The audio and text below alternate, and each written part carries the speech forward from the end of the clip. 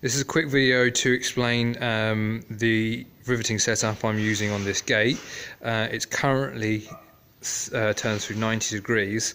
My options have been quite limited because of the shape of the gate. So ultimately I'm doing it using some riveting bolsters and such that I've made.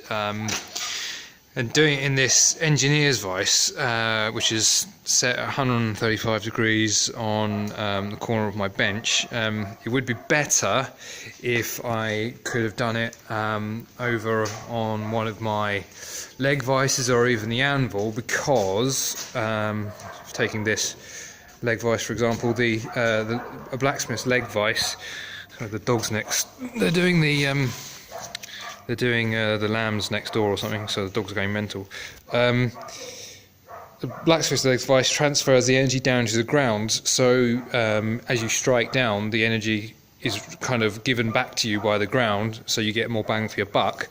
But because of the shape of the gate, I need a void underneath the vice, so the legs on a leg vice get in the way. And similarly with an anvil, you know, I've got other stuff that goes into the hardy holes on my anvil, but down here all this gets in the way, so I can't do it there either.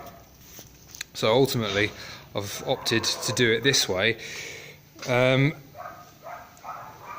I also am having to do with oxy torch, and so here, I'll come around this side. Here's one that I've just done. So the preformed side goes down into there, and then I'm forming over the top. And I've got it chocked up at the minute.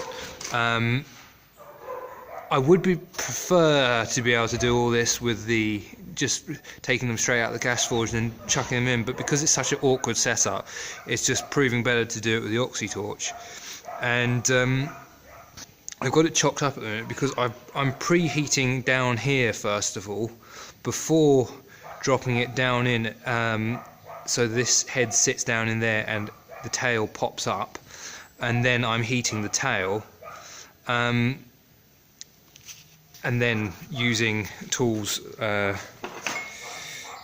like these to form the head shape, so you get an equal size head, top and bottom, like that.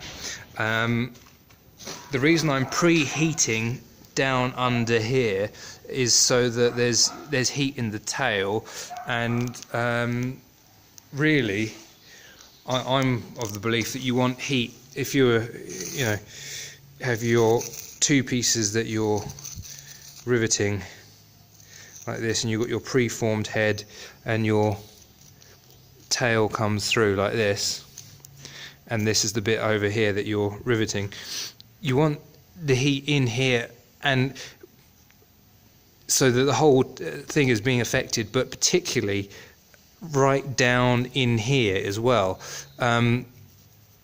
And the thing that makes me slightly nervous about only doing it with the oxy torch and heating more from up here is that you run the risk of this area getting up here, getting hotter and starting to form like this, and worst case scenario being it overtaking this area here, and it starts to do this. And the absolute worst thing would be that if it didn't move in this area at all, and you completely sort of what you think formed it down, but you're left with gaps there. So the best thing is if it's got heat all the way through the shank, because what you ultimately want it to do is, get this back to the start, is pooch out in this area here first, so it goes from being like as it was into like that, and then you form this round into an equal, well, if I draw that a bit better, an equal head shape. So so that it's moving from this point first of all, so the top doesn't overtake the bottom. And that's one of my concerns with only doing it with the oxy torch, and that's why I'm preheating. So starting with it, let's continue that on, hung down like this, and then forcing it up, so I can try and get some heat to travel up in this. Oh, sorry, that should be like that. So I can try and get the heat to travel up in that zone first. The other thing to say about this setup and the tools that I'm using is that for these ones here, I've got the other end of the gate balanced on a prop over there, and for these ones here I can get to them easily, so I can just use this one, bang bang bang bang, hitting on the top here. But I've actually already started doing some. You can just about see some that are done in there. So for all these ones here in these central bars, my access to them is obscured by down the bottom, or this one up here. So to get to those ones, so if you imagine, like I'm, for example, doing this one, this up here is resting on top, and that down there is resting on top. So it's basically like one stage higher. To get to those ones, I've made a cranked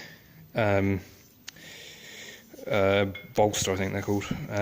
So then doing all the sort of same heating processes I'm doing in this one, then jumping up on the bench, and then, so if I run this around that side, so it's cranked, so I can get that down there.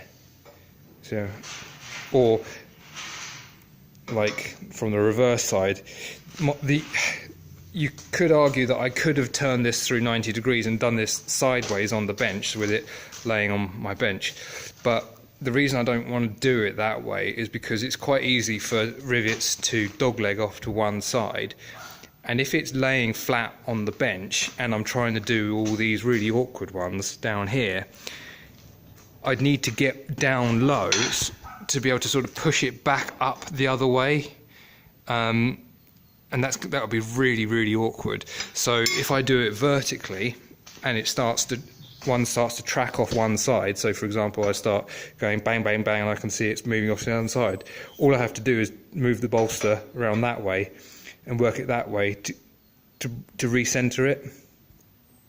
If I was doing it sideways on the bench, I'd have to sort of get right down on the ground and like kind of hammer upwards, and I just don't think it would work at all.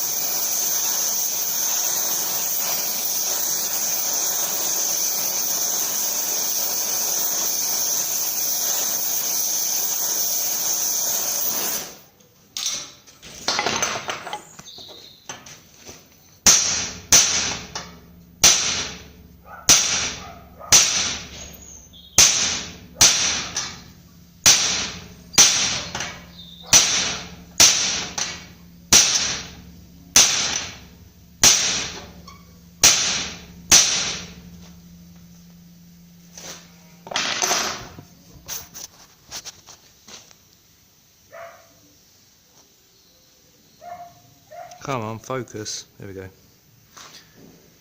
So if I was to lift that up, I don't think it will focus too well, but the head size underneath will be equal. No, it's not going to really work that well, but you get the idea. Oop, wobble.